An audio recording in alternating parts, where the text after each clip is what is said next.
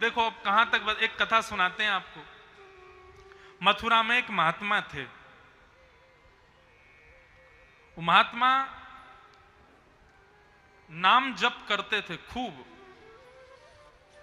हरे कृष्ण कृष्ण कृष्ण हरे हरे, हरे राम राम राम हरे हरे, हरे कृष्ण महामंत्र का जाप करते थे। अब लोगों की निष्ठाएं अलग अलग होती हैं। कई लोग होते हैं उनको भगवान का दर्शन करने में बड़ा अच्छा लगता है, लेकिन उनसे कथा सुनने को मत कहो।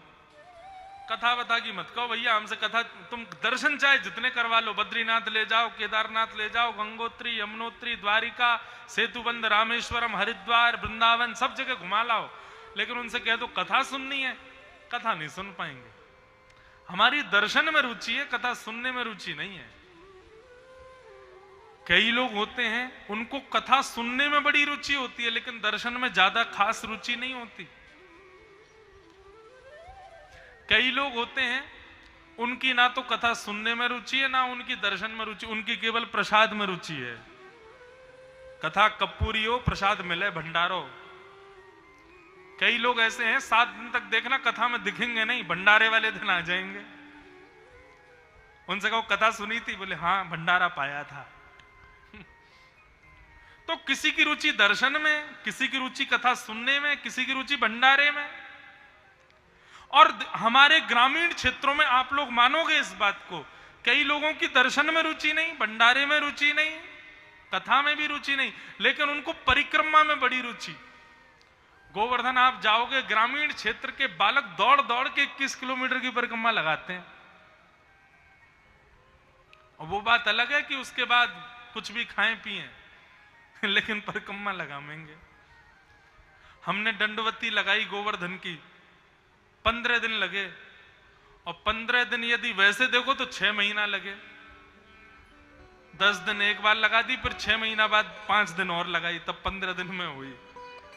लेकिन ग्रामीण क्षेत्र के हमारे भाई लोग तंदुरुस्त बढ़िया हिष्ट पुष्ट होते हैं। 10-15 दिन तो बहुत बड़ी बात है, 3-4 दिन में ही लगा के आ जाते हैं। कई लोगों की परिक्रमा में रुचि होती है, बाकी और किसी में रुचि नहीं है। तो ऐसे ही एक महात्मा थे मथुरा में, उनकी नाम में बड़ी रुचि थी। वो नाम कितना जप करवा लो उनसे कोई दिक्कत नहीं, लेकिन दर्शन वर्शन ज्यादा नहीं करते थे। लेकिन उन महात्मा का नियम था, 24 घंटे में से कम 18 घंटे तो भजन करते थे और 2 घंटा सोते थे। बचे हुए थोड़े बहुत समय में घर घर जाते, वहां से सूखी सामग्री लेके आते, आटा, दाल, चावल, और जो मिल जाता उसी को पका के जल्दी से पा लेते, फिर भजन करने बैठ जाते। एक बात और कहें, ज्यादा पकवान खाने वाला व्यक्ति भजनानंदी नहीं हो सकता। बहुत वैरायटी के भोजन करता हो, बहुत तरह तरह के चाट मसाले और महाराज चटनी तीखे वस्तुएं खाता हो, ऐसा व्यक्ति भजनानंदी नहीं हो सकता। और पाएगा भी ना तो ऐसे लोगों का एक और स्वभाव बताऊं, जिनकी जीभ बड़ी चटोरी होती है, ऐसे लोग वस्तु भी लाएंगे तो भोग के बहाने लाते हैं। भगवान का भोग लगाना, भोग लगा के खुद ही पा जाते हैं। लेकिन ये बात नियमित रूप से सही है कि ज्यादा पकवान खाने वाला व्यक्ति, उसका मन विचलित ही रहता है, ठाकुर जी में ज्यादा लगता नहीं। तो अधिकतर साधु महात्मा जो होते हैं वो स्वाद पर ज्यादा ध्यान नहीं देते। हमारे पूज्य पिताजी महाराज के गुरुदेव, और दही मंगा करके सब्जी में डाल देते थे, दाल में डाल देते थे, और रोटी ज्यादा कुरकुरी कड़क बना देते थे तो रोटी में पानी डाल देते थे। क्यों? उसका स्वाद बिगाड़ के फिर पाते थे। उनसे किसी ने कहा, गुरुजी आप ऐसा क्यों करते हो? तो बोले, ज्यादा अच्छा भोजन करेंगे तो जीव को आदत लग जाएगी, इसलिए जीव को आदी मत बनाओ, जीव को जैसा मिल जाए वैसा पाओ। और ज्यादा स्वादिष्ट मिले ना तो प्रयास करो, उसको थोड़ा भ्रंश करो, उसको थोड़ा सा बिगाड़ो, फिर पाओ। नहीं तो ये जीव बड़ी खतरनाक है महाराज, अच्छा खिलाओगे तो अच्छे की इसको आदत लग जाएगी। तो वो महात्मा जो थे वो सूखा सामान लाते और बिल्कुल ऐसा बनाते कि बस पेट भर जाए, भजन के लिए पाते थे, रहते थे। लेकिन हमारे ठाकुर जी हैं, ये प्रेम के पिपासु हैं, प्रेम प्रेम इनको बड़ा प्रिय है।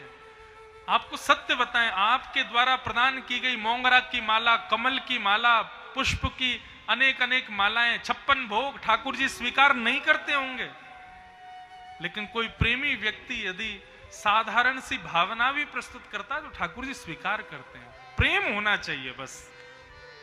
लोग कहते हैं भोग में तुलसी होना ही बहुत जरूरी है, हम कहते हैं भोग में प्रेम होना बहुत जरूरी है।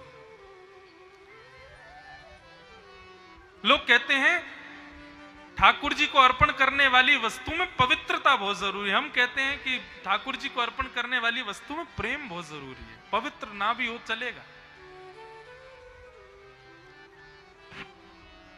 अब महात्मा भजन करते थे, सेवा एवा कुछ करते नहीं थे, दर्शन वर्शन जाते नहीं थे ज्यादा। एक बार जिस घर में वो सूखी सामग्री लेने जाते थे, आटा दाल चावल, उस घर में ठाकुर जी की सेवा होती थी। जो माता जी उनकी सेवा करती थी, उन माता जी के स्वप्न में ठाकुर जी आए, रोने लग गए। माता जी ने कहा, ए ठाकुर जी रो क्यों रहे हो, हमने सेवा में कोई विघ्न, हमारी सेवा में कोई अपराध? ठाकुर जी बोले, नहीं आपकी सेवा बहुत बढ़िया है, लेकिन अब मुझे आपसे नहीं, वो जो बाबा आपके यहाँ रोज आते हैं ना आटा दाल चावल लेने, उनसे सेवा करवानी है अपनी। मैया बोली, वो बाबा तो फक्कड़ महात्मा है, छोटी सी कुटिया में रहते हैं, उनके यहाँ ज्यादा व्यवस्था नहीं है, और मैं तो आपकी सेवा करती हूं, मैं तो जानती हूं दिन में 4 बार आपको भोग लगाना पड़ता है, आपकी इतनी व्यवस्था करनी पड़ती है, वो बाबा कैसे करेंगे?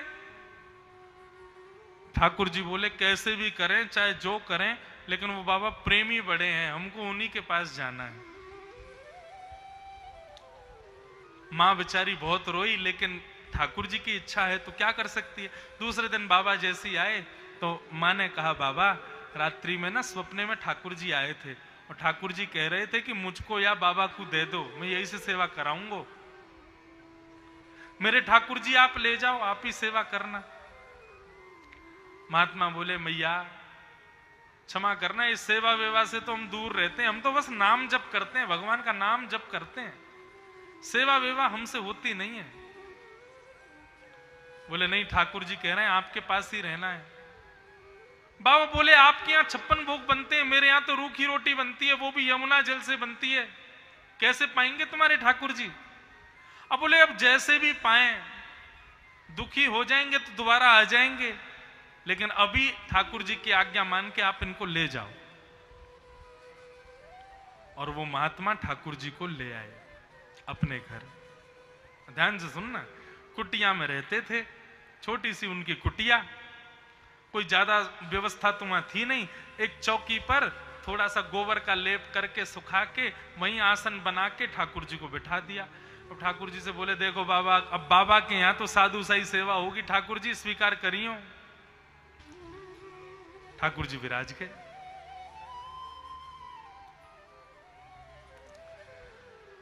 बाबा गए जाकर के आटा लेकर के आए, आटा में यमुना जल मिला के गूंद के बढ़िया रोटी बनाई, और रोटी बना करके मोटे मोटे टिक्कर ठाकुर जी के सामने धर दिए। बोले, लो लाल जी, अब यही प्रसाद है, आपके लिए भोग लगाओ। बढ़िया ठाकुर जी का भोग लगा के बाबा ने पाया, भजन करने लगे। 2-4 दिन तक तो यही क्रम चलता रहा। 2-4 दिन बाद जैसे ही बाबा भजन करने बैठे तो ठाकुर जी उनके हृदय में प्रकट हो गए, और प्रकट होकर बोले, बाबा बोले, अरे ठाकुर जी आप प्रकट हो गए, सेवा से आप प्रसन्न तो है ना? अब देखो साधु सा ही सेवा है, ज्यादा व्यवस्था तो है नहीं है, आपको कोई कष्ट तो नहीं हो रहा ना? तो ठाकुर जी बोले, नहीं नहीं, सब बहुत बढ़िया है, सेवा बहुत बढ़िया चल रही है, हमको बड़ा आनंद आ रहा है आपकी कुटिया में, लेकिन बाबा एक प्रार्थना करनी है। बोले, क्या प्रार्थना? बोले, आप जो रोटी का भोग हमको लगाते हो, रूखी रोटी, कोई व्यवस्था की आवश्यकता नहीं है, लेकिन रूखी रोटी खाते हैं तो हमारे गले में अटक जाती है, आप कृपा करके थोड़ा सा स्वाद बनाने के लिए उसमें ना हल्का सा नमक डाल दिया करो। आटे में थोड़ा नमक मिल जाएगा तो बढ़िया स्वादिष्ट हो जाएगी, तो पाने में थोड़ा सुख मिलेगा। बाबा बोले, मतलब अब तक तो केवल आटा लाते थे, अब कल से भिक्षा में आटा और नमक 2 चीज लानी है। ठाकुर जी बोले, हाँ बस इतना ही करना, और इससे ज्यादा कुछ नहीं। दूसरे दिन बाबा आटा लेके आए, नमक भी लेके आए, आटे में नमक डाल के बढ़िया गूंद के रोटी पवाई। 3-4 दिन तक ठाकुर जी ने प्रेम से पाई। 4 दिन बाद ठाकुर जी फिर प्रकट हो गए। बाबा बोले ठाकुर जी अब सब ठीक है? ठाकुर जी बोले सेवा तो बढ़िया है आपकी, लेकिन बाबा यदि रोटी में ने घी चुपड़ दोगे तो थोड़ा ने ज्यादा आनंद आ जाएगा, कल से ने घी और ले आए करो। बाबा बोले मतलब अब तक आटा आता था, अब आटा और नमक आने लगा, अब आटा नमक और घी 3 चीज आएंगी। बोले हाँ बस इतना कर लो, इसके बाद हम कुछ नहीं कहेंगे आपसे। अब बाबा भिक्षा में घी भी लाने लगे, ठाकुर जी की बढ़िया प्रसादी लगाने लगे। 10-15 दिन तक ठाकुर जी ने बेचारे ने बढ़िया घी की रोटी खा के निकाल लिए। 10-15 दिन बाद ठाकुर जी फिर प्रकट हो गए।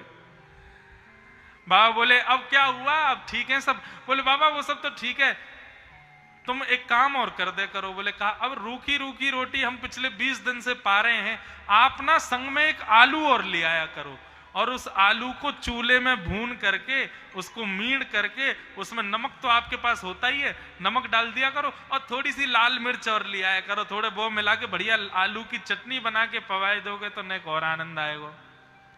बाबा ने ठाकुर जी उठाए और उठा करके मैया के पास ले गए और ले जा करके कहा लो धरो इनको अपने पास ही। आटे से नमक, नमक से घी, घी से आलू, ये तो ऐसे 56 भोग, मेरे घर में 56 भोग आ जाएगा। उस बाबा का प्रेम देख करके ठाकुर जी मूर्ति में से प्रकट हो गए और बाबा से जाकर के चिपट गए। बोले चाहे तुम रूखी रोटी पवाओ, बिना घी की पवाओ, लेकिन रहेंगे आपके पास ही, आपको छोड़ के नहीं जाएंगे। बंधुओं, दुनिया कहती है शंकर जी को धतूरा पसंद है, शंकर जी को बिल्व पत्र पसंद है, वृंदावन बिहारी लाल को पेड़ा पसंद है, राधा रमन लाल को मोंगरा का भोग, मोंगरा की माला पसंद है, शनि को सरसों का तेल प्रिय है। हमारी एक बात मानो, चाहे जितने भी देव हों, चाहे हमारे आराध्य श्री वृंदावन बिहारी लाल हों, किसी को भी कोई वस्तु नहीं, केवल और केवल प्रेम प्रिय है। वो प्रेम प्रदान करो बस। ऐसा नहीं है कि आगे वाला बिल्वपत्र चढ़ा रहा है खैरेश्वर महादेव पर और आप पे बिल्वपत्र नहीं है तो खैरेश्वर महादेव आपसे रूठे हैं ना। आप भाव से प्रेम अर्पित कर दो, हे खैरेश्वर महादेव मैं नहीं ला पाया हूं, क्षमा कर देना। आप भाव से ही मेरा बिल्वपत्र स्वीकार करो। विश्वास मानिएगा, जिसने बिल्वपत्र चढ़ाया ना उसका भले ही स्वीकार ना होगा, आपका हो जाएगा। प्रेम होना चाहिए, प्रेम को प्रधान रखो।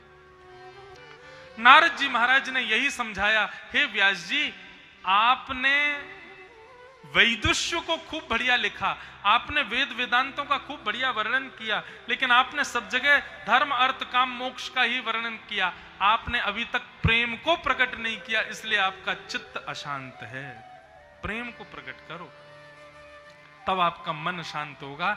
और बंधुओं, उस प्रेम के प्रादुर्भाव से ही श्रीमद् भागवत की रचना हुई। बोलो भागवत महापुराण की जय। भागवत श्रेष्ठ क्यों है? भागवत की इतनी महिमा क्यों है?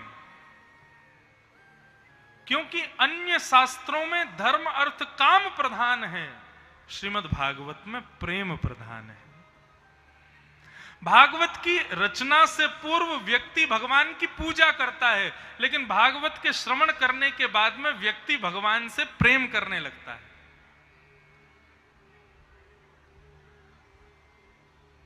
और ये बात आपको बताने की आवश्यकता नहीं, आप सब ब्रजवासी ही हैं। ये हरिगढ़ क्षेत्र, ये सब ब्रज का ही अभिन्न अंग है। यहां के लोग तो सब जानते हैं। दुनिया के लोग मंदिरों में जाकर के हाथ जोड़ के प्रणाम करते हैं और ठाकुर जी को देखने का प्रयास करते हैं, ठाकुर जी के लिए पुष्प लेके जाते हैं, ठाकुर जी के लिए माला लेके जाते हैं। हमारे ब्रज में, वृंदावन में अभी ठाकुर जी फूल बंगला में बैठे हैं और यदि ठेठ ब्रजवासी दर्शन करने जाएगा ना, तो ठेठ ब्रजवासी जाकर के सीधे कहेगा शाबाश है बंसी वारे, कुत्तो बैठ गो फूल बंगला में, हम यहाँ पे गर्मी में तप रहे हैं, कुत्तो बैठ गो ऊपर झूला पे, हम यहाँ पे जल रहे हैं, बजर रहे हैं, सही है बेटा देख रहेंगे तो को वो ठाकुर जी से ऐसी बात करेगा मानो जैसे ठाकुर जी उसके सखा ही हैं। और ये सखत्व प्रेम भाव यही प्रकट कराती है श्रीमद् भागवत की कथा। विश्वास मानिए 7 दिन के बाद भगवान नहीं दिखेंगे, भगवान अपने दिखने लग जाएंगे। ये दृष्टि भागवत प्रदान करती है। मीराबाई ने पति माना, भगवान कोई पति मानने की वस्तु है? पहले लोग यही सोचते थे, लेकिन मीराबाई के बाद लोगों ने इसको स्वीकार किया कि भाई मीराबाई ने पति माना तो ठाकुर जी हैं पति बनाने योग्य। और ठाकुर जी ही एकमात्र हैं जो किसी भी संबंध में व्यवस्थित हो सकते हैं। तुलसीदास जी महाराज कहते हैं, तो है मोहे नाते अनेक, मानिए जो भावे, ज्यों त्यों तुलसी कृपाल, चरण शरण पावे।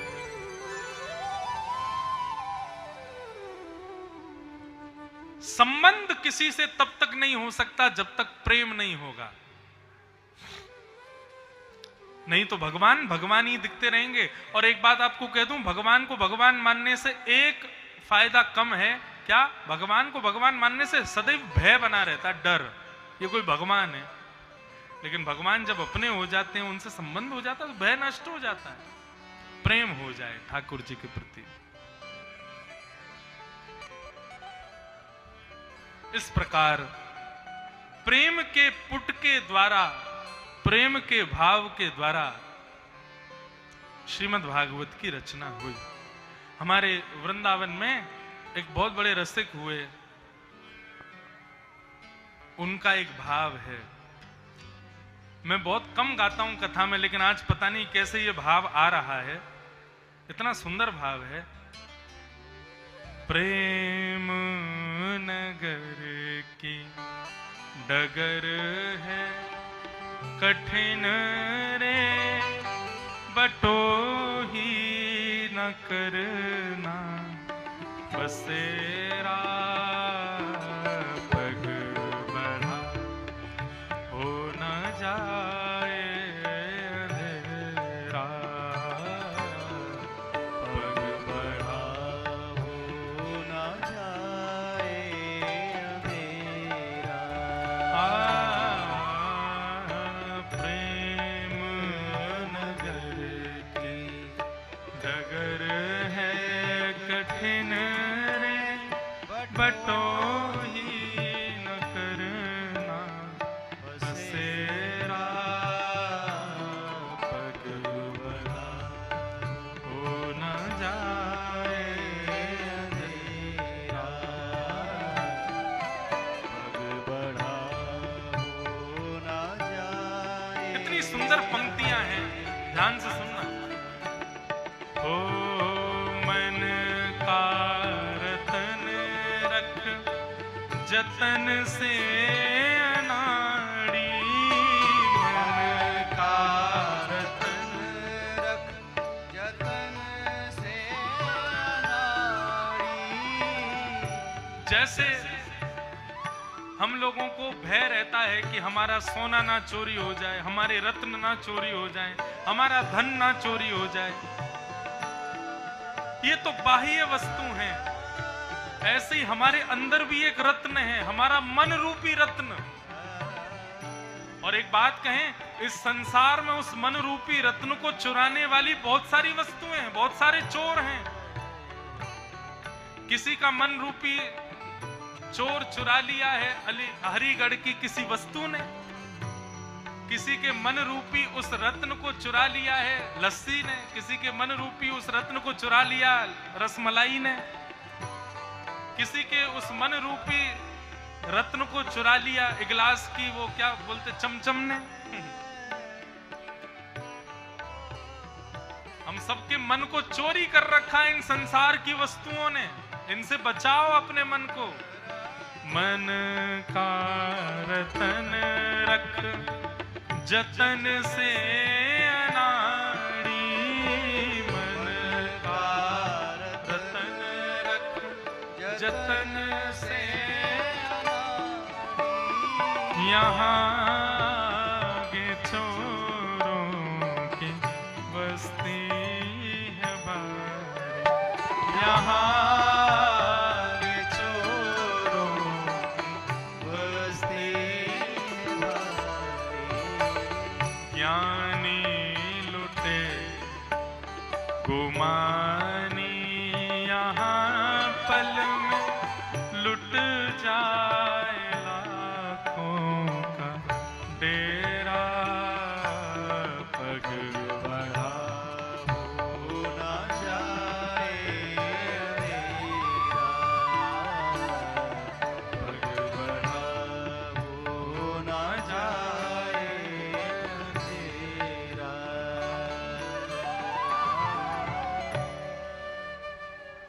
प्रेम बंधुओं, संसार की वस्तुएं प्रेम करने योग्य हैं ही नहीं। चाहे संसार का कोई संबंधी हो, संसार की कोई वस्तु हो, संसार के कोई व्यंजन हो, ये प्रेम के अधिकारी है ही नहीं। प्रेम के अधिकारी तो केवल और केवल श्री वृंदावन बिहारी लाल हैं। प्रेम केवल उनको प्रदान करो। देखो क्या पानी की बधाई बट रही है, बधाई हो। जैसे हमारे यहाँ कृष्ण जन्म वाले दिन टॉफी लुटाई जाती है, ऐसे पानी लुटाया जय जय कैच हो गया। हरिगढ़ क्षेत्र में हर बार एक कुछ अद्भुतता देखने को मिलती है।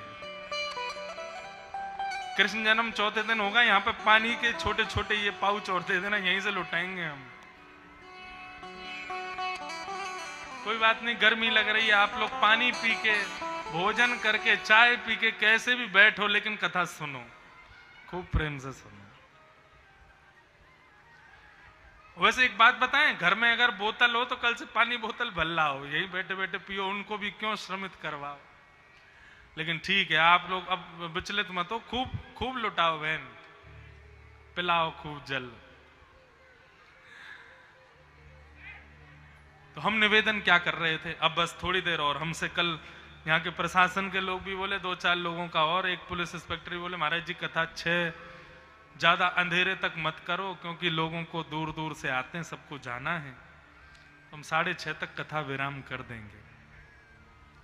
तो प्रेम के भाव से श्रीमद् भागवत की रचना हुई, और भागवत की रचना जैसे हुई, श्री वेदव्यास जी का हृदय परम शांत हो गया, संतुष्ट हो गया।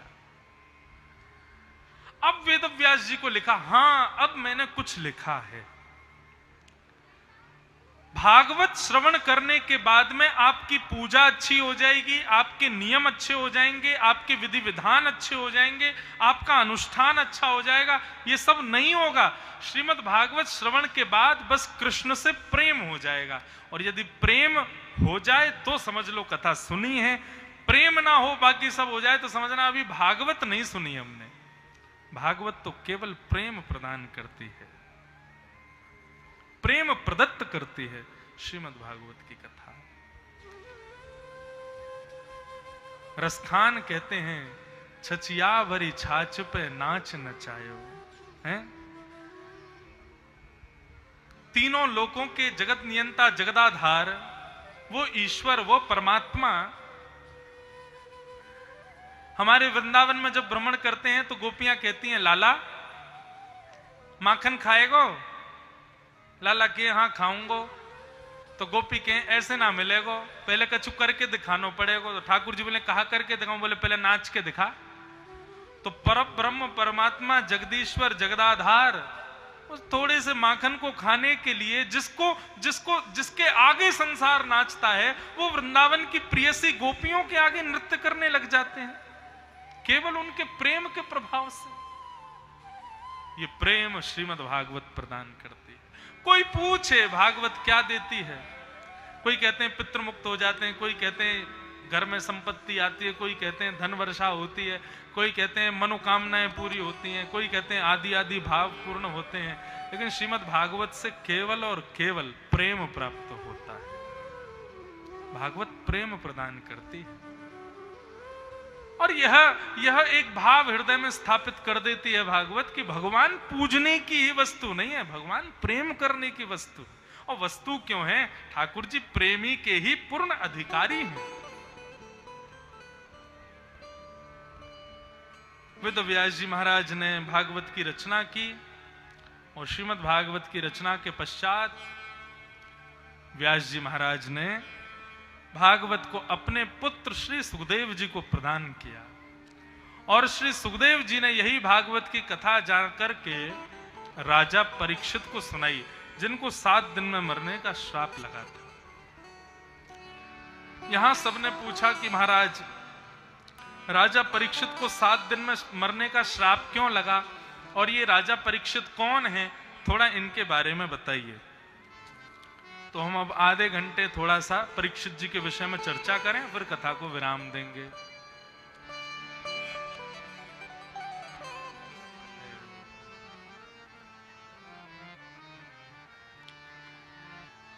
और यहां से महाभारत का एक अंग अंतिम पड़ाव सुनाया जाता है। यदा मृधे कौरव संजयाना वीर स्वथो वीर गतिं गतेषु ब्रकोदरा विक्त गदा विमर्श भृगनूरुदंडे धृतराष्ट्रपुत्रे। बहुत सावधानी से सुनिएगा, यह महाभारत का अंतिम पड़ाव यहां पर सुनाया गया। परीक्षित कौन है? महाभारत का युद्ध अपने अंतिम स्तर पर चल रहा था। भीम और दुर्योधन के बीच में युद्ध हुआ। भीम के जंघा पर प्रहार करने से दुर्योधन युद्ध में हार गए और युद्ध पांडव जीत गए। जंघा पर प्रहार किया। धर्म युद्ध में नाभि से नीचे प्रहार करना मना है, लेकिन जंघा पर प्रहार किया तो बलराम जी नाराज हो गए और बलराम जी ने उठाई गदा और लेकर के दौड़े भीम को मारने। तो भगवान ने रोका, क्यों मार रहे हो आप भीम को? बलराम जी बोले, इसने धर्म विरुद्ध काम किया है। हमारा भाई है तो क्या हुआ, पांडव है तो क्या हुआ, दुर्योधन की नाभि से नीचे प्रहार क्यों किया? यह धर्म विरुद्ध कार्य है। भगवान मुस्कुराने लगे, बोले वाह दाऊ दादा, आज आपको बड़ा धर्म याद आ रहा है। उस समय आपका धर्म कहां गया था जब ये हमारी बहन को भरी सभा में निर्वस्त्र कर रहे थे।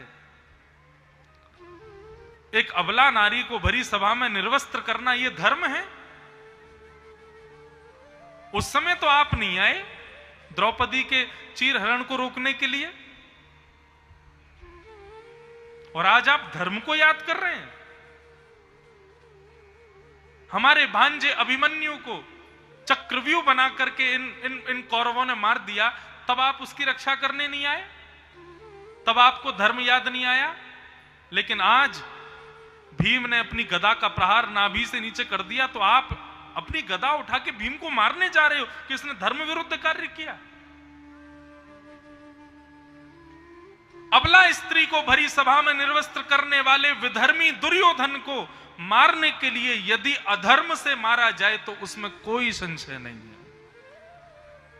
ऐसे धर्म विरोधियों को, धर्म विरुद्ध कार्य करने वालों को यदि अधर्म से भी मार दिया जाए ना तो इसमें कोई पाप नहीं लगता भैया।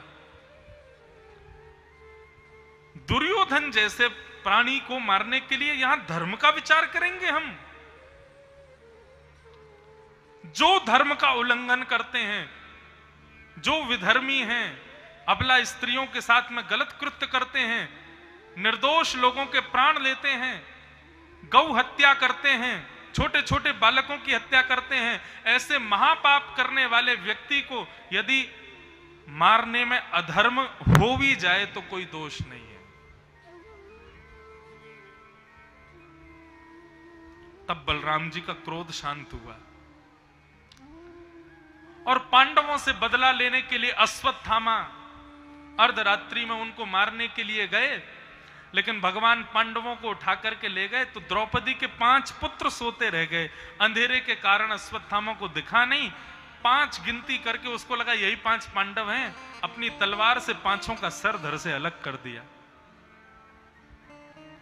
द्रौपदी के 5 बालकों को मार दिया। प्रातः काल का जब समय हुआ, सबने जाकर के देखा द्रौपदी के 5 पुत्र मरे हुए पड़े हैं।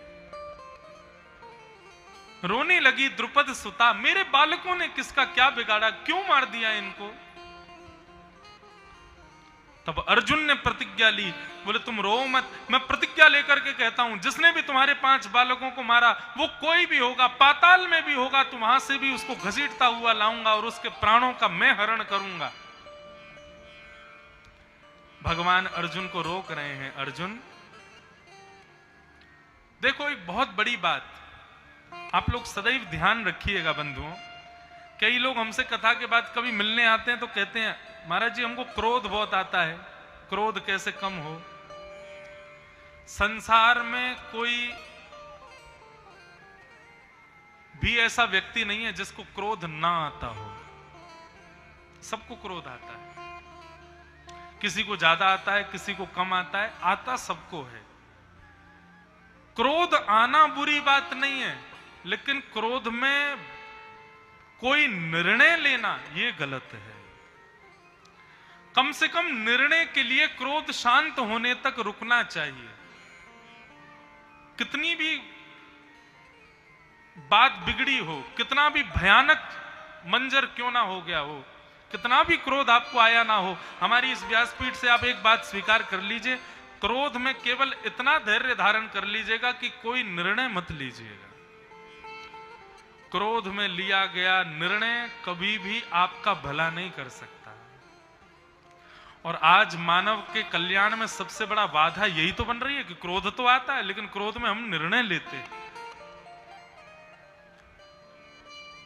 क्रोध करो, लेकिन क्रोध में 2 चीजों का ध्यान, एक और चीज बढ़ा देते हैं, एक तो मौन हो जाओ, शांत हो जाओ, चुप। 2 चीजों से नियंत्रण हम छोड़ देते हैं जब हमको क्रोध आता है, एक तो वाणी से, दूसरे अपनी विचारों से।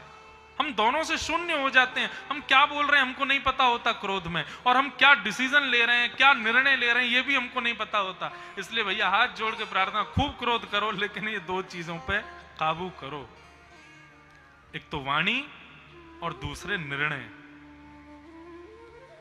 आप अनुभव करोगे कि धीरे धीरे आपको क्रोध आना ही बंद हो जाएगा। हमारे अंदर जितने भी दुर्गुण है ना, ये दुर्गुण हमारे ऊपर आकर के चेक करते हैं कि देखो ये हमारे वश में आया कि नहीं, और यदि हम उनके वश में आ जाते हैं तो वो घर बना के बैठ जाते हैं।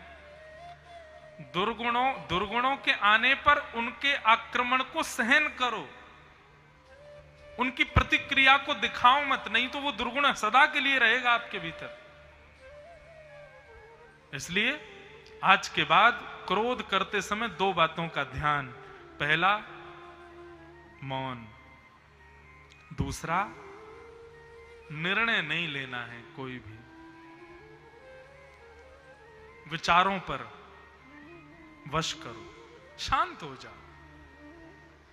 आप देखना, आप किसी भी स्थिति में, किसी भी परिस्थिति में, और मैं नीचे से बोलूं तो मेरी बात का कोई अस्तित्व मत समझिएगा, लेकिन व्यासपीठ से बोलूं तो इस बात को आप हरी चर्चा मान करके ही स्वीकार करना। आप किसी भी स्थिति में कभी पराजित नहीं होगे यदि क्रोध में आपने मौन धारण कर लिया तो। क्रोध में बस मौन हो जाओ। मौन सबसे भयानक प्रहार है, सबसे भयानक आयुध है, और सबसे सुंदर आयुध भी है।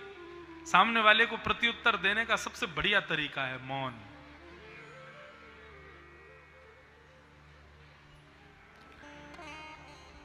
अर्जुन ने प्रतिज्ञा ले ली, तुम्हारे बालकों के हत्यारे को जीवित नहीं छोड़ूंगा।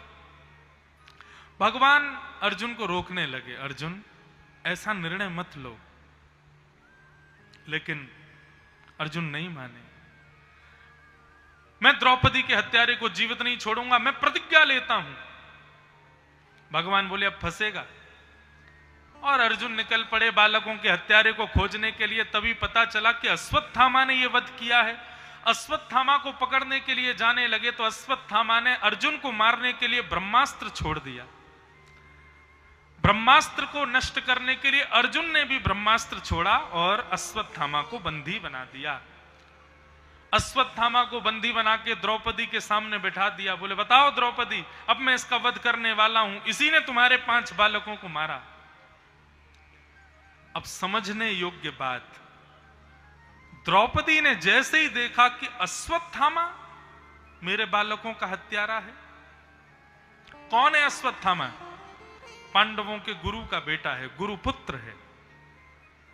कौन है अश्वत्थामा? अश्वत्थामा एक ब्राह्मण है। कौन है अश्वत्थामा? अपनी मां का इकलौता बेटा है। और इन सब बातों को विचार करते हुए द्रौपदी कहती है, उवाच चास हन्तस्य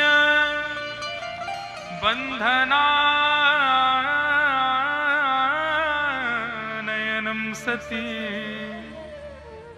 मुच्यतामेष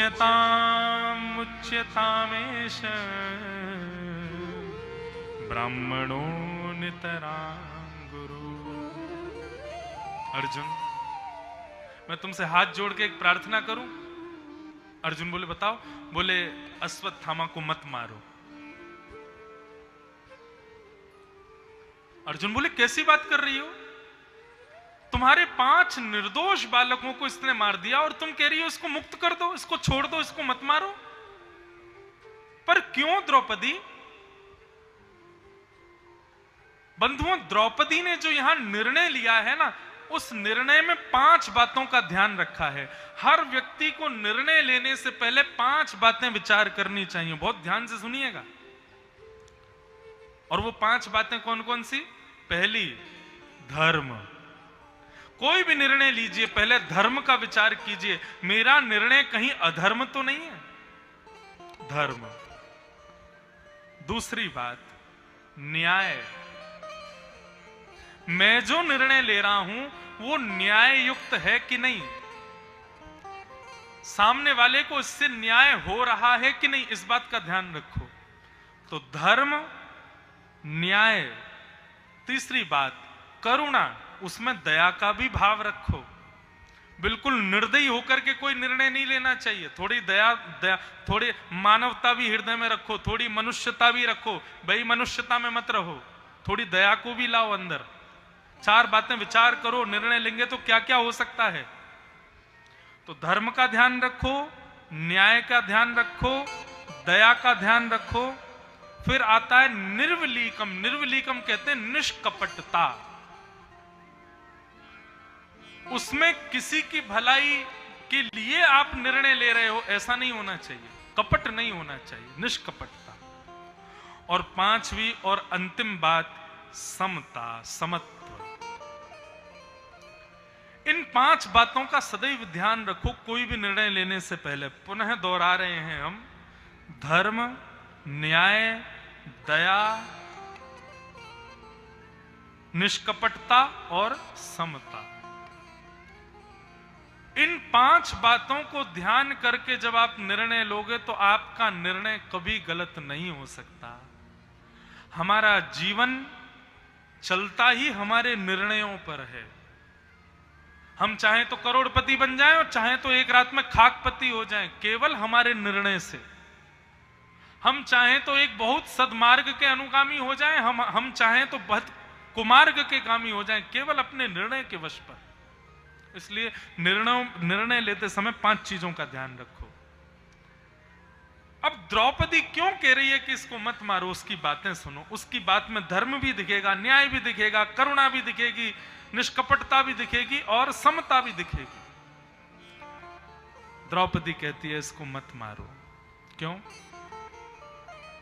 क्योंकि ये हमारे गुरु का बेटा है और गुरु जो होते हैं उनका सदैव ऋण होता है शिष्य के ऊपर। हम लोगों ने अपने गुरु को तो मार दिया महाभारत युद्ध में, कम से कम उनके गुरु तुल्य पुत्र को तो छोड़ दो। इसको मत मारो, ये गुरुपुत्र है, इसको मारने का अधिकार नहीं है हमारे पास, इसको मत मारो। दूसरी बात, ये ब्राह्मण है और ब्राह्मण सदैव हमारा गुरु होता है।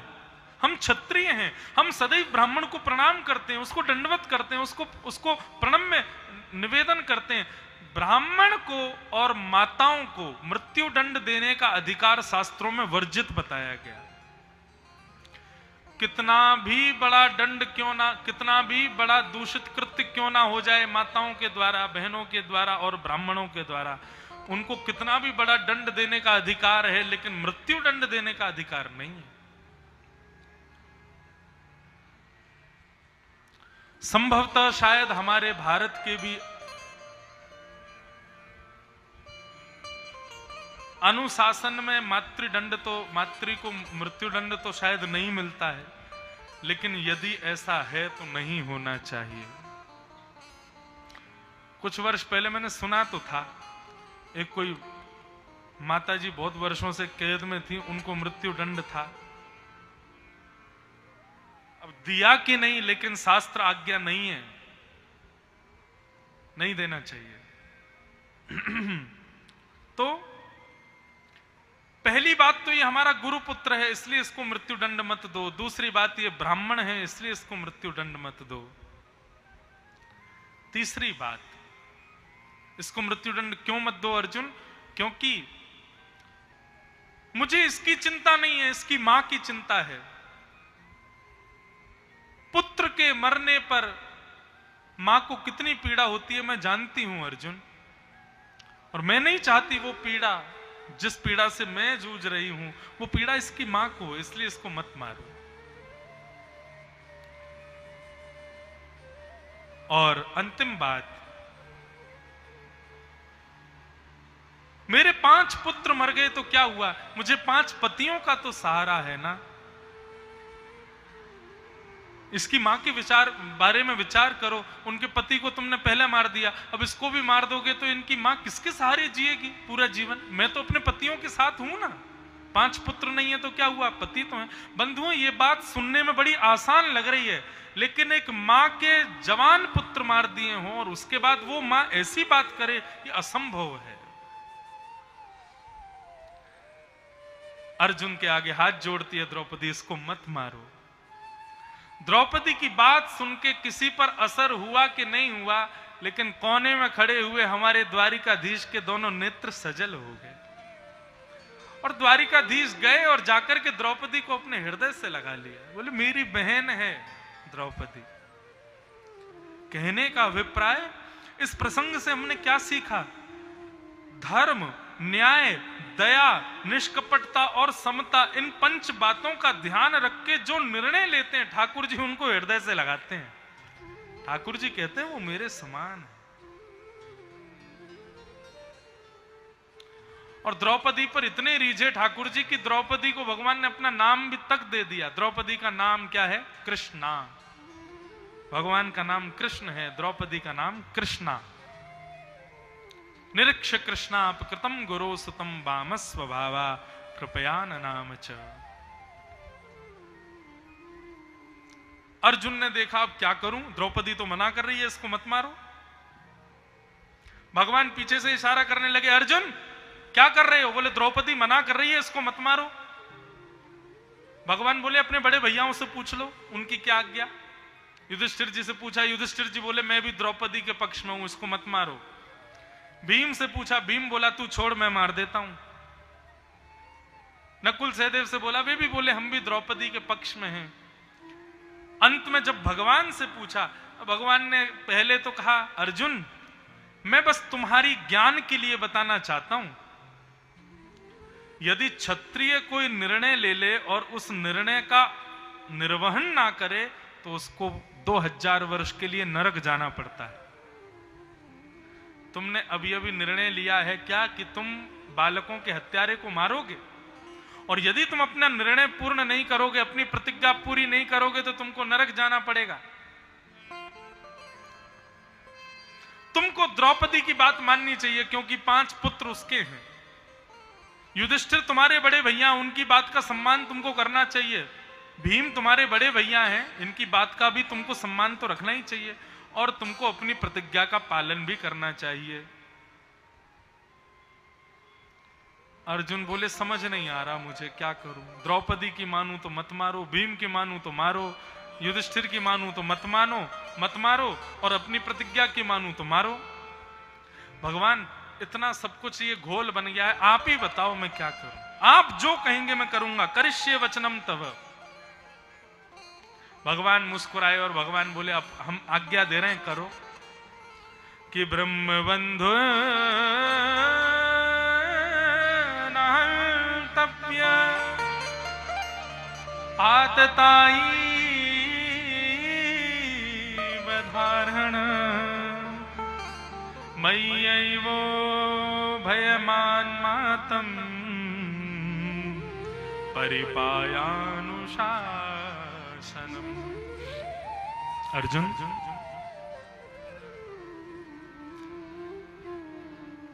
ब्राह्मण कैसा भी क्यों ना हो उसको मारना नहीं चाहिए, और छोटे छोटे बालकों का हत्यारा कोई भी क्यों ना हो उसको छोड़ना नहीं चाहिए। अर्जुन को चक्कर आने लगे, बोले कि अब मैं पागल हो जाऊंगा थोड़ी बहुत देर में, मैं क्या करूं, मुझे समझ नहीं आ रहा नाथ। और आप जैसे न्यायाधीश 2-4 और हो जाएं संसार में तो हो जाए कल्याण। ये कैसा न्याय दिया आपने, कैसा निर्णय सुनाया कि ब्राह्मण कोई भी क्यों ना हो उसको मारना नहीं चाहिए, बालकों का हत्यारा कोई भी क्यों उसको छोड़ो। मैं करूं क्या? मैं द्रौपदी की बात मानूं, युधिष्ठिर की मानूं, अपनी प्रतिज्ञा को पूरी करूं कि आपकी बात मानूं? सब जगह दो ही बात है, मारो भी और छोड़ो भी, मारो भी मत छोड़ो भी मत। ऐसी खिचड़ी में अर्जुन को डाल दिया ठाकुर जी ने कि अर्जुन नतमस्तक हो गया, चरणों में गिर गया, बोले नाथ क्षमा मांग रहा हूं, आज के बाद क्रोध में निर्णय नहीं लूंगा, मुझे बताइए अब मैं क्या करूं। भगवान बोले अर्जुन थोड़ी देर शांत बैठो और थोड़ा विचार करो, तुमको उत्तर मिलेगा। अर्जुन शांति से एकांत में बैठे, थोड़ी देर विचार किया। तो ज्ञान का बंधुओं स्वभाव होता है, ज्ञान जब प्राप्त हो ना तो थोड़ी देर उसको भीतर रमने दो, तब वो प्रत्युत्तर देता है। अर्जुन को मिले हुए ज्ञान का प्रत्युत्तर मिला और अर्जुन समझ गए मुझे क्या करना है। क्या करना है? ये ब्राह्मण है, इसको मार नहीं सकता, बालकों का हत्यारा है, इसको छोड़ नहीं सकता, लेकिन मृत्यु दंड से भी बड़ा दंड एक और होता है। क्या? प्रतिष्ठित व्यक्ति का भरे समाज में अपमान। ये मृत्यु दंड से भी बड़ा दंड है। इसको मार नहीं सकता ना मैं, इसको अपमानित तो कर सकता हूं। और आधी मूंछ, आधी दाढ़ी, आधे केश और शिखा का छेदन करके अश्वत्थामा को धक्के देकर के बाहर कर दिया। बंधुओं, ब्राह्मण का आधा ब्रह्मत्व उसी समय नष्ट हो जाता है जिस दिन वो अपनी शिखा काट लेता है, जिस दिन वो अपनी चोटी का छेदन कर लेता है ब्राह्मण, उसी दिन उसके कर्म आधे हो जाते हैं। और शास्त्रों में तो यह तक वर्णन है कि बिना शिखा के ब्राह्मण जब वैदिक पूजन और धर्म आदि करते हैं तो ठाकुर जी स्वीकार ही नहीं करते। ब्राह्मण का अधिकार है, उसको करना चाहिए। और वैसे ब्राह्मण का नहीं, द्विजों को चोटी रखनी चाहिए, ब्राह्मण क्षत्रिय वैश्य तीनों को रखनी चाहिए, तीनों के लिए अधिकार है। और अब भैया ये ज्यादा हम ये क्या कहते हैं जातिवाद पर ना बोलें तो प्रत्येक हिंदू को चोटी रखनी चाहिए। एक और दक्षिणा ले लें आपसे। एक दक्षिणा तो हमने ये मांगी कि आज के बाद आप हरिगढ़ बोलोगे, और दूसरी दक्षिणा हम ये मांग लें अगर आप दो सको तो इस कथा के बाद में थोड़े बाल छटवाइएगा और थोड़ा सा स्थान पीछे छोड़िएगा, चोटी रखिएगा। अरे हम हिंदू हैं, हिंदुओं की पहचान है। आप अनुभव करेंगे आधे गुण तो आपके भीतर उसी समय से आने प्रारंभ हो जाएंगे जिस समय आप चोटी और तिलक लगाने लग जाओगे। उसी से ही आधे गुण तो अपने आप उत्पन्न होने लग जाएंगे वैष्णवता की। विचार करो। अब बताओ, अश्वत्थामा जैसा बालकों का हत्यारा भी चोटी रखता था, हम लोग तो उससे सुधरे हुए हैं तो हम क्यों नहीं रख सकते? आपको पता है रावण भी चोटी रखता था, रावण की भी चोटी, वो तो ब्राह्मण ही था। विद्वान था। क्या पता इतने बड़े बड़े राक्षस ये भी चोटी रखते थे, ये चोटी रखने का ही इनका इतना इतना पुण्य था कि ठाकुर जी इनके सामने खड़े हुए। राम कृष्ण कंस और रावण जैसे दुष्टों के सामने आके खड़े हुए। क्या पुण्य था इनका? केवल इतना ही पुण्य था कि ये भी चोटी रखते थे, ये भी तिलक तो लगाते ही थे। इतना तो ध्यान रखना चाहिए, प्रत्येक हिंदू को शिखा रखनी चाहिए, चोटी रखनी चाहिए।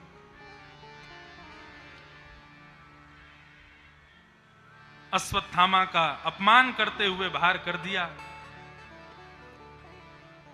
अश्वत्थामा ने बदला लेने के लिए अभिमन्यु की गर्भस्थ पत्नी उत्तरा के गर्भस्थ शिशु को मारने के लिए ब्रह्मास्त्र छोड़ दिया।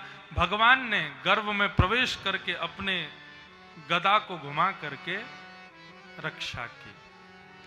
तत्पश्चात ठाकुर जी जैसे द्वारिका जाने लगे, तब कुंती ने भगवान की स्तुति गाई। और कुंती ने भगवान से स्तुति में क्या कहा कि विपद संतु न सस्वत तत्र तत्र जगद्गुरो भवतो यद्दर्शनं यत्स्यात् अपुनः भवदर्शनम्। बहुत ध्यान से सुनिएगा। कुंती ने भगवान की स्तुति गाई। स्तुति तो बहुत बड़ी है, बहुत विस्तृत है, बहुत अच्छे अच्छे भाव हैं, लेकिन हम केवल एक ही भाव सुने। कुंती भगवान से कहती है, नाथ आज कृपा करके मुझको कुछ प्रदान कर दीजिए। भगवान बोले, क्या चाहिए कुंती? तब कुंती अपनी झोली फैला करके कहती है, हे नाथ कृपा करके विश्व में जितना भी कष्ट है, जितने भी दुख हैं, जितने भी दारिद्र हैं, जितने भी संकट हैं, वो सब मेरे जीवन में आ जाएं, ऐसी कृपा मुझ पर कर दो। आप लोग कहोगे कुंती उल्टा मांग रही है। हम लोग तो कहते हैं सुख संपत्ति घर आवे कष्ट मिटे तन का, ओम जय जगदीश हरे। और कुंती मांग रही है कि सारे दुख दारिद्र संकट कष्ट सब मेरे जीवन में आ जाए। ये कैसे, ये क्या मांग रही है कुंती? बंधुओं, भगवान ने ठाकुर जी ने कुंती से कहा, कुंती तुम कष्ट क्यों मांग रही हो? बचपन से लेके आज तक तुमने केवल अपने जीवन में कष्ट ही सहा। अब जाकर के तुम्हारे पुत्र पांडव महाभारत का युद्ध जीत गए, हस्तिनापुर के राजा बन गए, सोने का मुकुट इनके मस्तिष्क पर विराजमान हो गया। अब जाकर के जीवन में थोड़ी प्रसन्नता आई, थोड़ी खुशी आई, तो तुमने फिर से मुझसे दुख मांग लिया। क्यों मांग रही हो ये दुख? आहा, कुंती कहती है, नाथ कल तक मेरे जीवन में कष्ट था, कल तक मेरे पुत्र महाभारत युद्ध नहीं जीते थे, कल तक मेरे पुत्र युधिष्ठिर के मस्तिष्क पर स्वर्ण मुकुट नहीं विराज रहा था, कल तक हम दुखी थे तो आप हमारे साथ में थे। लेकिन आज जब हस्तिनापुर का मुकुट बैठ गया, हम सब लोग जीत गए, हम पांडवों की विजय हो गई, तो आप हमें छोड़ के द्वारिका जा रहे हो। इसलिए मैं कह रही हूं कि जिस दुख में आप हमारे साथ थे, हमको तो वो दुख चाहिए, लेकिन जिस सुख में आप हमारा त्याग करके जा रहे हो, वो सुख हमको नहीं चाहिए। नाथ, सुख और दुख से कोई हमारा प्रयोजन नहीं है, हमारा प्रयोजन उससे है जिससे आप हमारे संग रहो। हमारे ब्रज में एक पद गाया जाता है, अब पद आपको समझ आ जाए तो मैं गा देता हूं और फिर कथा को विराम करता हूं। हमारे वृंदावन में कहते हैं, ऐसो दुख दीजो ही यमाही, ऐसो दुख दीजो ही यमाही। देखो, संसार के लोग सुख मांगते हैं, लेकिन हमारे ब्रज में आने वाला व्यक्ति श्री किशोरी जी से सुख की कामना नहीं करता, श्री वृंदावन बिहारी लाल से सांसारिक संपत्तियां नहीं मांगता। वृंदावन आने वाला व्यक्ति ऐसे मांगता है, और यही गा के मांगता है, क्या? ऐसो दुख दीजो ही यमाही, ऐसो दुख दीजो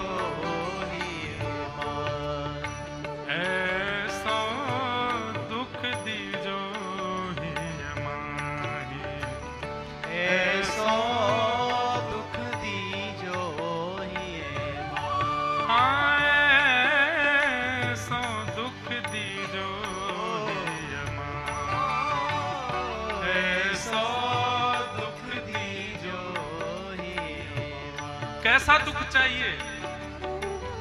बिनु पद कंज छटा दृग देखे, बिनु पद कंज छटा देखे, को सुहावे नाही हो, को सुहावे नाही। साधक क्या कह रहा है? आपके श्री चरणों का दर्शन किए बिना मुझको कोई भी ना सुहावे, ऐसा दुख मुझे प्रदान करो। जब तक नाथ मैं आपके श्री चरण कमलों का दर्शन ना करूं, तब तक दुनिया का कितना भी सुंदर व्यक्ति हो, उसको देखने में मुझको सुख ना मिले। पहले आप दिखें, उसके बाद संसार दिखे। नाथ ऐसी कृपा करो। बिनु पद कंज छटा दृग देखे, बिनु पद कंज छटा को सुहावे नाही, को सुहावे नाही। ओ ऐसो दुख दीजो, ऐसो दुख दीजो। देखो, ये कथा की विडंबना नहीं है तो क्या है? आप संसार में कहीं किसी से जाके दुख मांगोगे, लेकिन यहाँ झूमते झूमते ताली बजा के सब लोग गा रहे हो, ऐसो दुख दीजो ही माही। ये कथा का आश्चर्य नहीं है तो क्या है? भैया यहाँ पर दुख, सांसारिक दुख नहीं मांगा जा रहा है। हे नाथ, आपसे विलग होके संसार की कोई भी वस्तु मिले तो वो हमको दुख दे। जब भी कोई वस्तु मिले तो आपके प्रसाद के रूप में मिले, तब वही हमको चाहिए। ये भाव है इस पद का। खूब भाव से गाओ, करताल बजा के गाओ। ऐसो दुख दीजो ये माही, ऐसो दुख दीजो ये माही। और दूसरा भाव क्या है? नाम रटे दृग डारे आंसू, दिन छिन अति अकुलाही। नाम रटे दृग डारे आंसू, दिन छिन अति अकुलाही। कैसा दुख हे नाथ, जब जब मैं आपका नाम रटूं, तब मेरे नेत्रों से अश्रुओं की धार बहने लग जाए। और दिन छिन अति अकुलाही, पूरे दिन मैं केवल व्याकुल रहूं कि हे नाथ कब मिलोगे, कब मिलोगे, कब मिलोगे। ऐसा दुख मुझे प्रदान करो नाथ। काहू सो मिलवो ना सुहावे, काहू सो मिलवो ना सुहावे, काहू सो मिलवो ना सुहावे, काहू सो मिलवो ना सुहावे। बातन सो घबराही, ओ बातन सो घबराही।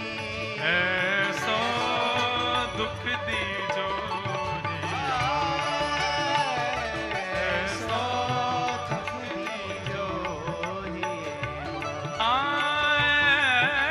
ऐसो दुख दीजो ऐसो दुख दीजो। श्री वृंदावन बिहारी लाल की करताल बजा के गाओ।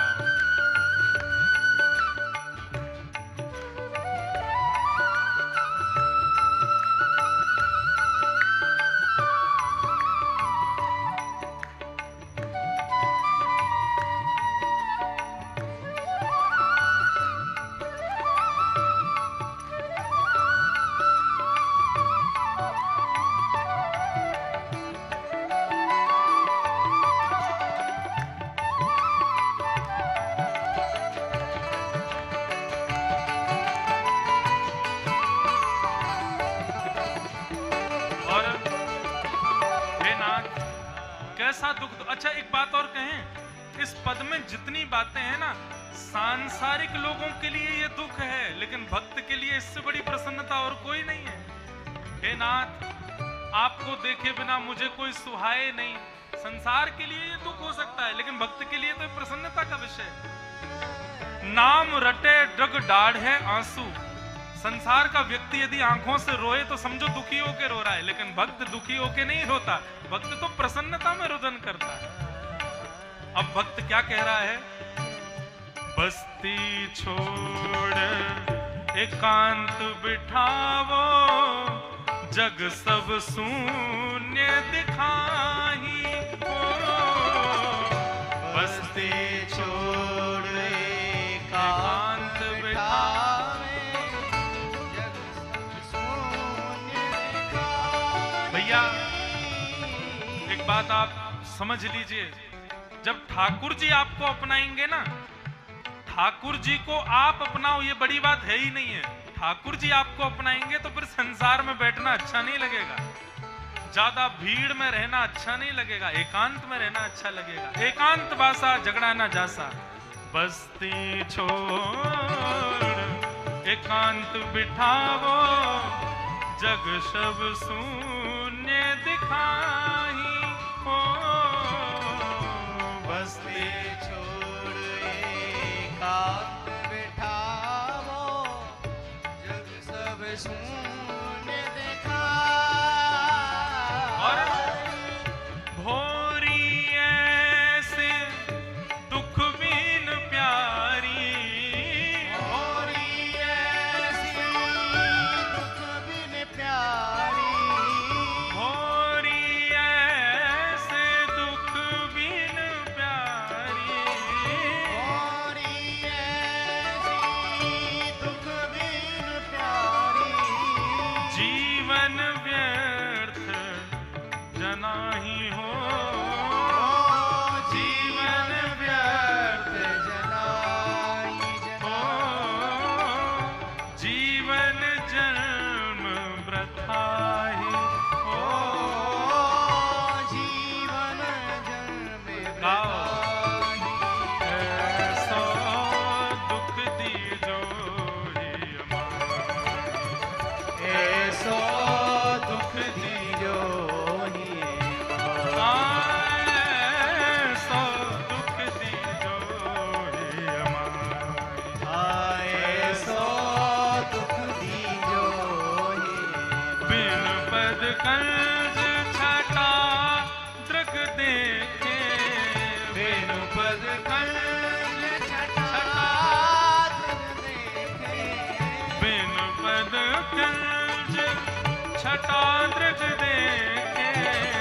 बिन पद कंज छटा दृग देखे। हो सुहावे नाही हो, को सुहावत नाही। ऐसो दुख दीजो ही अमार। ऐसो दुख दीजो ही।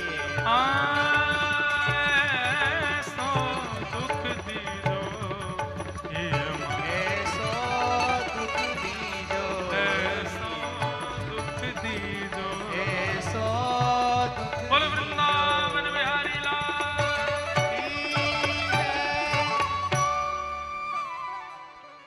ये वृंदावन के रसिक जनों के पद हैं, ये भजन नहीं है। और इतने सुंदर भाव हैं इनके। बस्ती छोड़ एकांत बिठावो, जग सब शून्य दिखाही।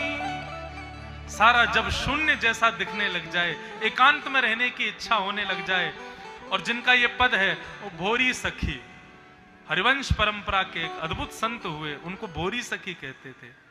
वो कहते हैं भोरी ऐसे दुख बिन प्यारी, जिसके जीवन में ये दुख नहीं है, जीवन जन्म वृथा ही, उसका जन्म वृथा है, उसका जन्म बेकार है। ऐसो दुख दीजो ही बोलो वृंदावन बिहारी लाल की, श्री राधा रमण लाल की, खैरेश्वर महादेव यज्ञ नारायण भगवान की जय जय श्री राम।